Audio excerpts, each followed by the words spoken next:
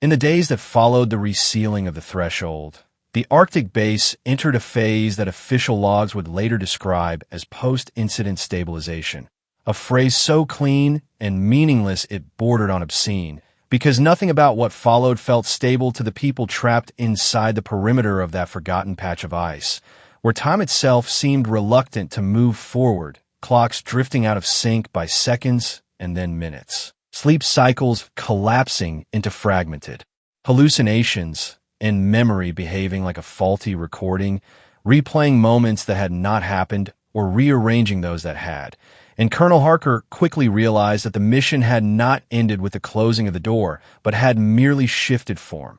moving from exploration to aftermath, a stage far more dangerous because it carried the illusion of control. Lieutenant Cole survived, but survival was a generous word for a man who now stared through people as if they were reflections on glass. His brain scans stabilizing, yet showing unfamiliar neural pathways firing in dormant regions, patterns that did not degrade over time, but strengthened, as if reinforced by repetition. And when questioned, he spoke calmly about things no one had asked, describing angles that could not exist, distances that looped back on themselves, and the certainty that the structure beneath the ice was not abandoned but staffed, not by guards or machines, but by something closer to custodians, entities bound not to a place but to a function, ensuring that certain thresholds remained conceptually closed rather than physically sealed. Dr. Cross attempted to contextualize these statements within any known framework, scientific or mythological,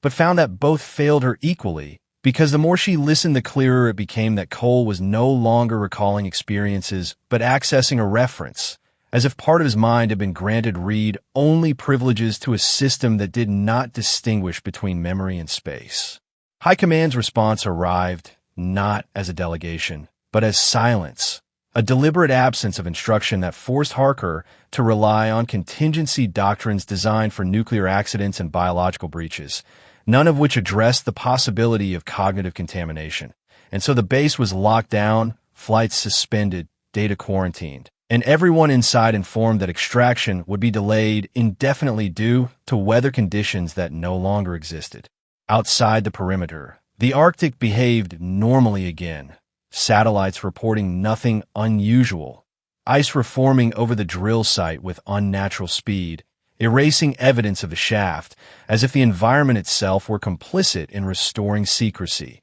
And yet beneath that pristine surface, sensors continued to pick up faint residual vibrations, no longer rhythmic but responsive, spiking briefly whenever personnel gathered near the site, or when certain thoughts surfaced during monitored sleep cycles. The dreams returned, not identical as before, but evolving, less symbolic and more instructional, showing sequences of actions and consequences stripped of moral framing. And those who dreamed the most reported a growing detachment from human priorities, speaking about resource scarcity, expansion pressure, and equilibrium in terms that mirrored ecological models rather than emotion. And it was here that Dr. Cross identified the true nature of the exchange that had occurred, realizing that the door had not been opened to allow passage, but to establish contact, and that contact did not require physical proximity, only awareness. A classified briefing arrived encrypted within an innocuous supply manifest,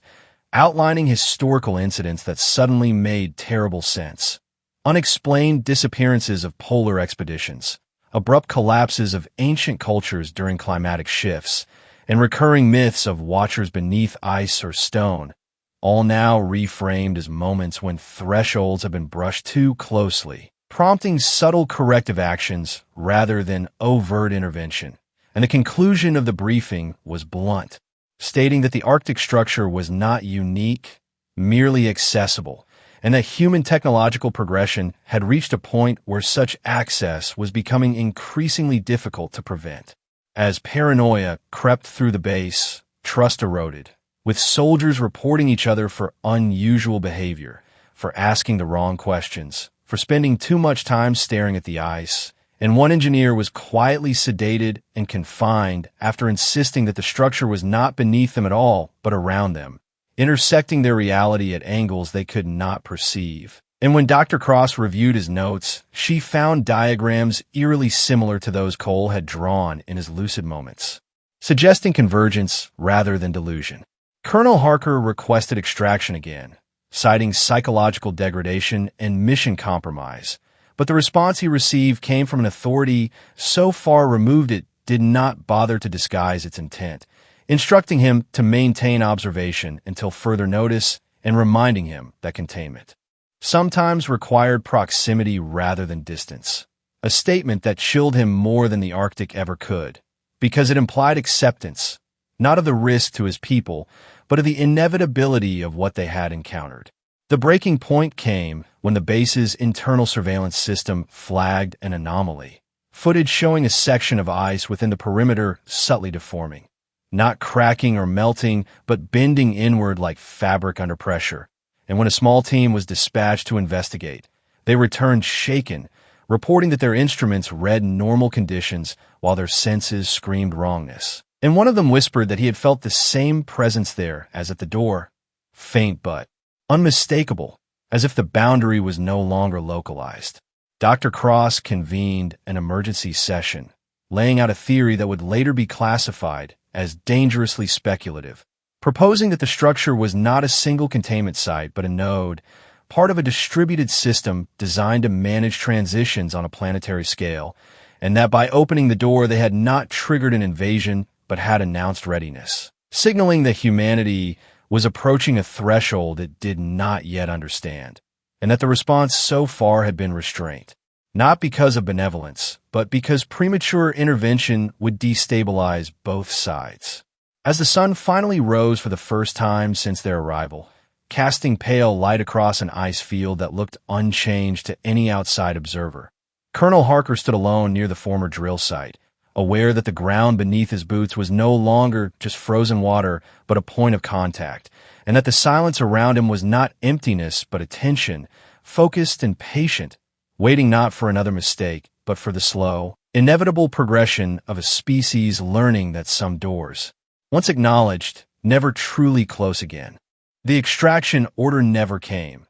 not because it was forgotten, but because by the time the decision reached the level where such an order could be authorized, the context that had made extraction meaningful no longer existed, as reports from the Arctic base were folded into broader models predicting long-term instability, not environmental or geopolitical, but cognitive. Subtle shifts in human behavior patterns that analysts began correlating with increased Arctic monitoring activity, deep-sea drilling, and experimental physics projects probing the edges of observable reality. And in this widening frame, the door under the ice became less an anomaly and more a reference point, the first clearly documented interface between humanity and a system that had always been there, shaping outcomes without revealing itself. Colonel Harker was relieved of command without ceremony, reassigned to a role that required no decisions and offered no answers, while the base itself was quietly transitioned from a military installation to a multinational research exclusion zone,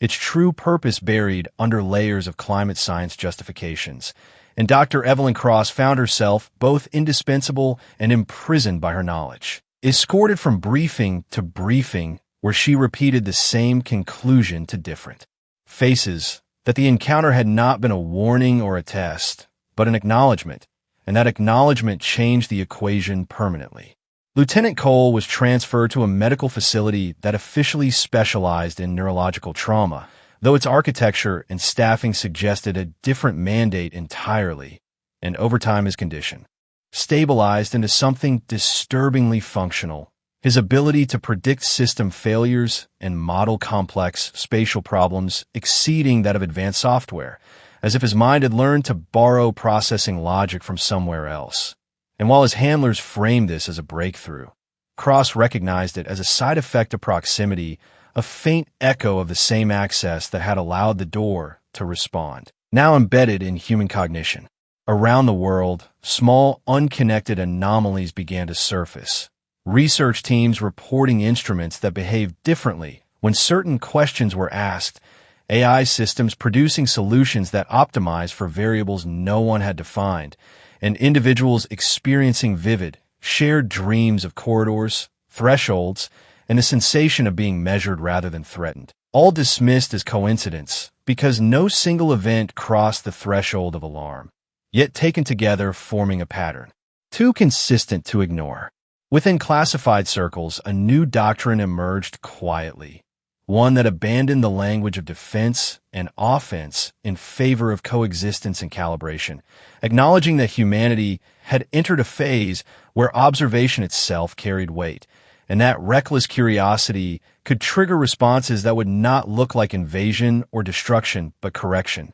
Subtle adjustments to probability and outcome that would feel like human failure rather than external interference. Dr. Cross authored the final report on the Arctic incident, a document so heavily redacted that only fragments survived, yet its core assertion remained intact, stating that the structure beneath the ice was not designed to imprison monsters or hide ancient gods, but to manage contact between incompatible scales of existence, allowing awareness without collapse, and that the true danger lay not in what waited beyond the door, but in humanity's assumption that every threshold existed to be crossed. Years later, long after the ice had fully reclaimed the site and satellites passed over it without flagging anything unusual, a new generation of analysts reviewed the archived data with fresh eyes, noticing details that had been overlooked, timing correlations between the signal burst and shifts in global decision-making,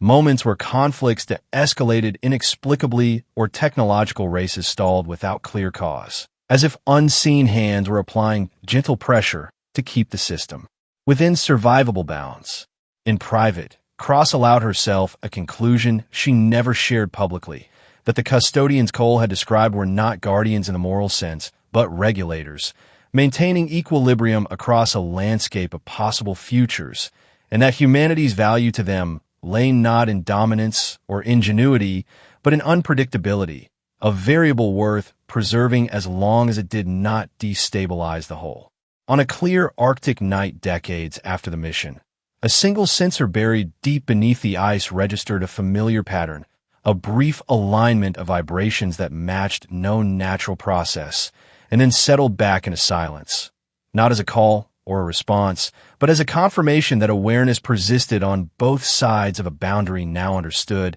and somewhere within a system that did not measure time as humans did. A parameter was adjusted, not to close the door forever, but to ensure it would remain exactly where it had always been, present, patient, and waiting, not for humanity to open it again, but for humanity to finally understand why it had been sealed in the first place. The first thing the satellite picked up was not a structure, not a shadow, not even a heat signature, but an absence, a perfect circular void beneath miles of ancient Arctic ice where nothing should have been missing, a hole in the data so precise that the analysts at Peterson Space Force Base thought the software had glitched, yet when the raw feed was pulled and checked by hand, the void remained silent and untouched by noise. And that was when the file was quietly labeled anomalous and rerouted through a channel that very few people in the U.S. Army even knew existed. Because in the Arctic, especially in the far northern reaches beyond civilian research zones, anything that does not behave like nature is treated as a potential threat, and anything that hides itself is treated as hostile until proven otherwise. So within 72 hours, a classified directive was issued, not publicly, not even across standard military networks, but through an old Cold War-era protocol that had not been used in decades, summoning a small joint task unit composed of Army engineers, intelligence officers, and a single historical analyst whose presence would later raise more questions than answers. And as their transport aircraft cut through the polar night, flying low to avoid foreign satellites, none of them were told exactly what they were going to find, only that the ice below them was older than recorded human history, and that something beneath it had started to wake up. The Arctic base they landed at was little more than a reinforced scar on the white landscape, a place designed to be forgotten, its runways constantly erased by drifting snow, its structures buried so deeply that from above it looked like an unbroken sheet of ice. And it was here that Colonel James Harker first saw the imagery that would haunt him for the rest of his life, a grainy composite stitched together from thermal scans, ground-penetrating radar, and seismic echoes, all pointing to the same impossible conclusion. A vertical structure embedded deep beneath the ice, smooth-sided, symmetrical, and unmistakably artificial, with a flat plane at its center that reflected signals like polished metal, forming what looked disturbingly like a sealed door, not a cave opening, not a crack or fissure, but a deliberate entrance. And the room went quiet as the implications settled in, because no known civilization, ancient or modern, had ever been capable of constructing anything in that location, under that much ice, and certainly not something that had remained intact for tens of thousands of years. The official explanation drafted for internal circulation described it as a probable Cold War installation, perhaps Soviet, perhaps American, lost to time and shifting ice. But even as the words were typed,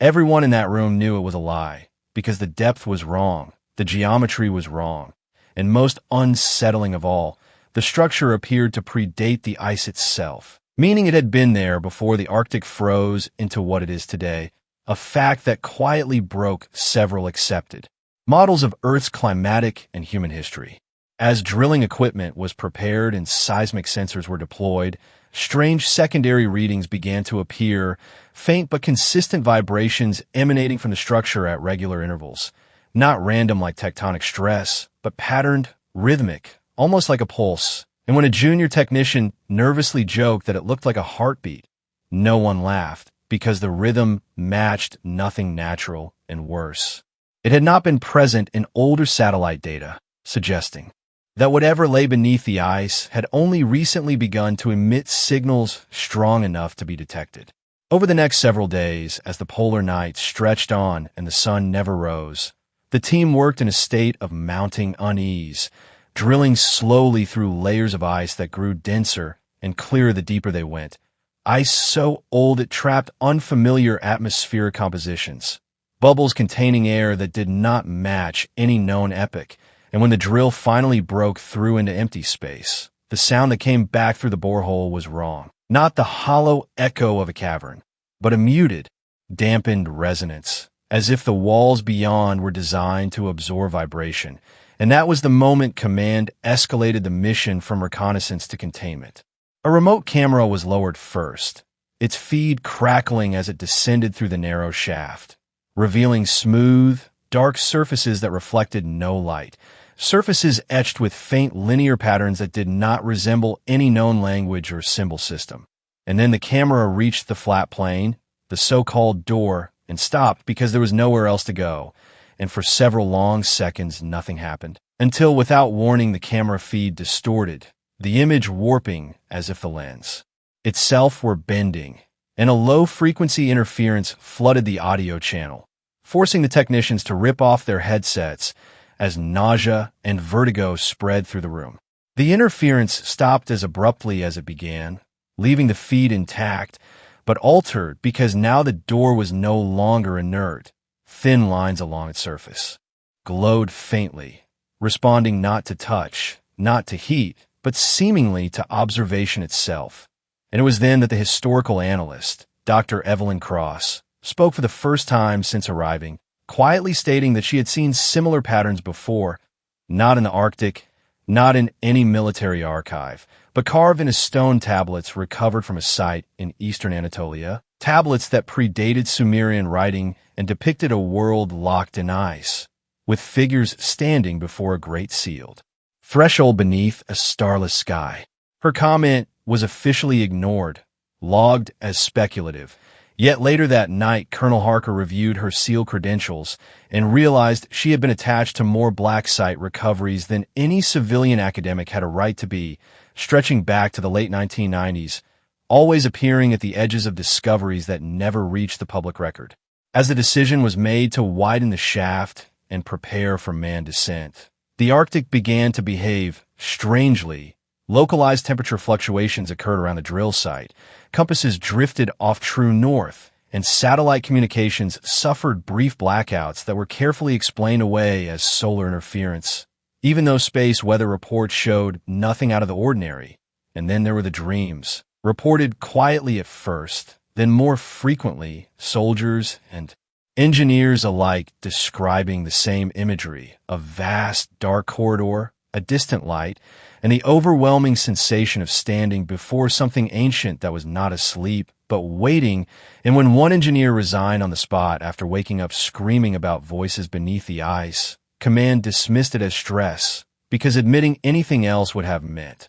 acknowledging that the door was not just a structure, but a boundary, and boundaries exist for a reason. By the time the shaft was wide enough to lower a small team, the mission had been fully compartmentalized, renamed, and scrubbed from most internal systems, with standing orders that no recordings were to be transmitted off-site without encryption clearance, and no discoveries were to be discussed using terms that implied non-human origin. Yet even these precautions felt insufficient as the first man descent began. Soldiers lowered slowly into the borehole, their headlamps swallowed by the dark, reporting a pressure change that should not have existed in an enclosed space. And when they reached the door itself, standing on a narrow ice ledge carved just above it, the lead soldier reported something that would never appear in the official log, that the surface beneath his gloves felt warm, not artificially heated, but alive with residual energy, as if the door had not been sealed to keep something out,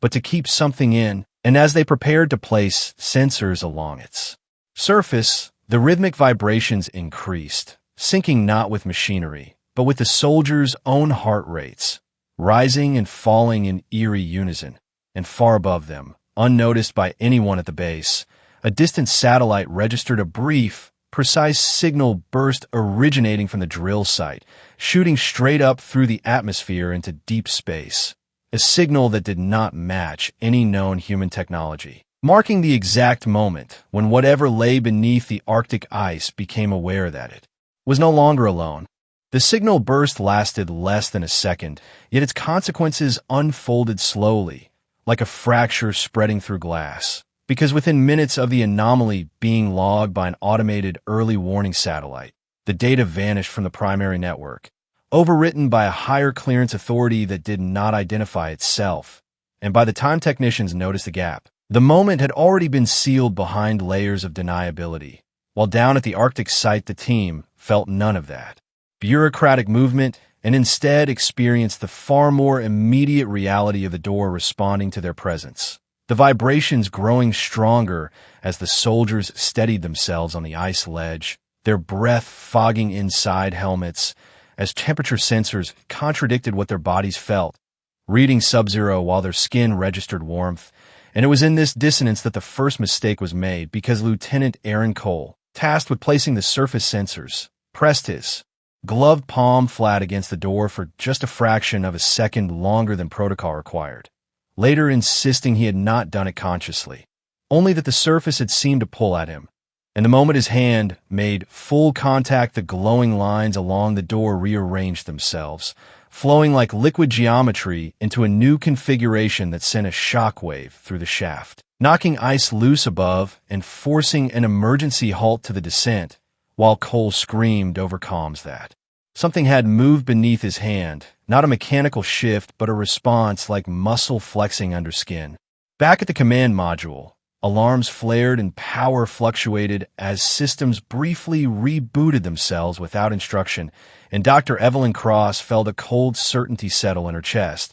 because the patterns now visible on the feed were no longer passive markers, but active symbols, aligning into sequences she had only ever seen in fragments across forbidden archaeological reports. Sequences that were never translated because no one had ever found enough of them in one place to establish context, until now, under miles of ice where they should not have existed at all. As engineers scrambled to stabilize the shaft, Colonel Harker received a secure transmission marked Priority Obsidian, a designation he had only encountered once before in his career during a weapons containment exercise that officially never happened, and the message was brief, almost dismissive in tone, instructing him to proceed, but reminding him that discovery did not imply authorization. A warning that suggested eyes far above his chain of command were already watching and measuring outcomes rather than causes. The descent team was pulled back temporarily, Cole sedated after exhibiting signs of acute neurological distress.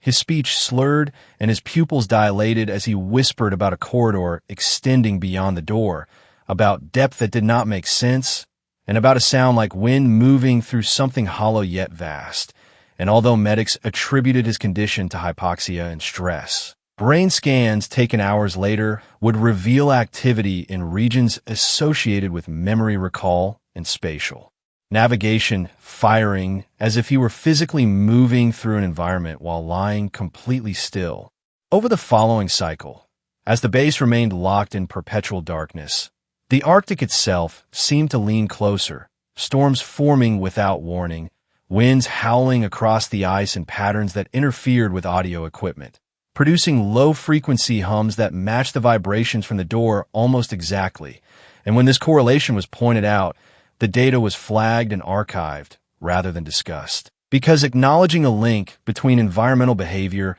and an unknown structure implied interaction rather than coincidence. Dr. Cross spent that time reviewing every scrap of restricted material she could access, tracing the symbols now visible on the door back through human history and beyond it, finding echoes in Neolithic cave art, in Proto-Indo-European myth fragments, in whispered legends of thresholds and watchers that appeared independently across cultures that had never contacted each other, always describing a sealed place beneath the earth or ice, always framed not as a prison but as a safeguard. And the deeper she went, the clearer it became that ancient people had not built such structures, but had found them, inheriting warnings without understanding their full meaning, passing down rituals and stories stripped of context until only fear remained. When command finally authorized a second descent, it came with new orders, including the presence of an autonomous drone unit designed to operate beyond the door should it open, a contingency that no one discussed openly. And as the team descended once more, Cole remained unconscious above them, his body twitching intermittently as if responding to stimuli no one else could perceive. While the soldiers below reported that the warmth had increased,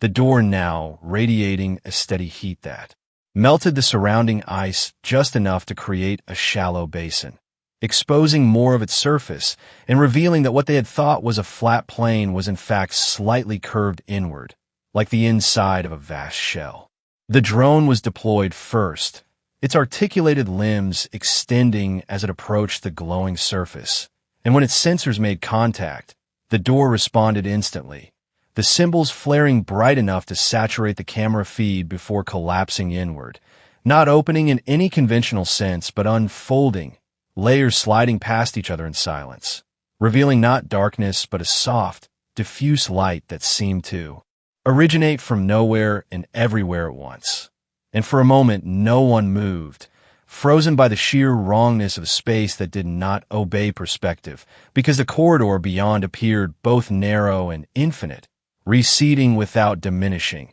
its walls lined with the same shifting patterns now moving slowly, as if breathing. The drone crossed the threshold and immediately began transmitting data that made no sense, distances that contradicted visual feed, gravitational readings that fluctuated without cause. And then the audio channel picked up something else, not a voice, but a resonance, a layered harmonic that triggered headaches and disorientation among those listening, forcing command to cut the sound feed. Yet even without it, the visual alone was enough to unsettle seasoned soldiers, because the corridor did not appear empty. Subtle distortions rippled along its length, like pressure waves moving through a fluid medium, suggesting motion just beyond perception. When the drone advanced further, its feed began to fragment, frames repeating and overlapping as if time itself were stuttering. And then, without warning, it stopped, its telemetry flatlining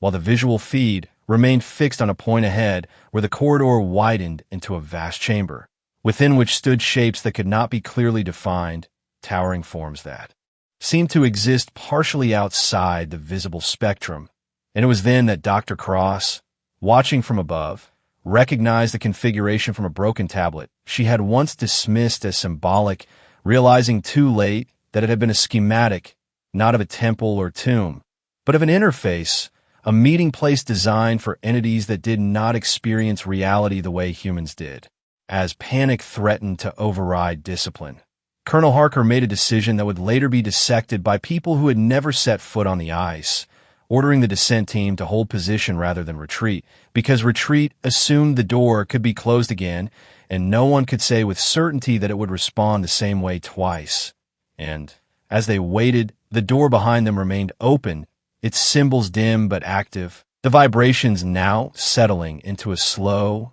steady rhythm that matched neither machinery nor human biology, and somewhere deep within the structure, something shifted its attention, not toward the drone, now inert and forgotten, but toward the living minds clustered just beyond the threshold, sensing curiosity, fear, and awareness bleeding into a space that had remained sealed, not because it was forgotten, but because until this moment, no one had been ready to be noticed. The waiting was worse than any direct threat because nothing attacks while it is still deciding what you are. And as the descent team hovered at the edge of the open threshold, their lights cutting weak cones into a space that seemed to swallow illumination rather than reflect it, the corridor beyond the door began to subtly reconfigure itself, not by moving walls or shifting floors, but by altering depth, the far chamber appearing closer with every blink until distance became a suggestion rather than a measurement.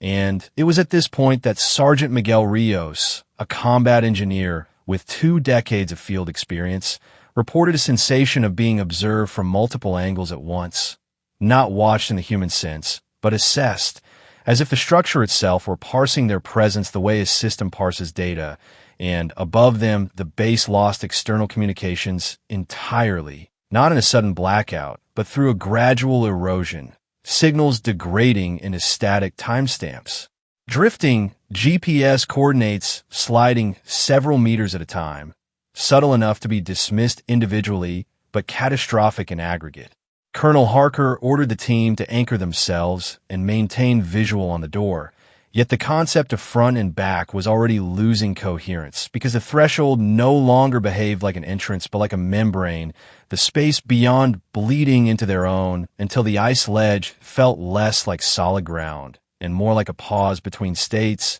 And it was during this disorientation that the first voice was heard, not over comms, not through audio equipment, but inside the skulls of everyone present, a pressure accompanied by meaning rather than sound, conveying not words but intent,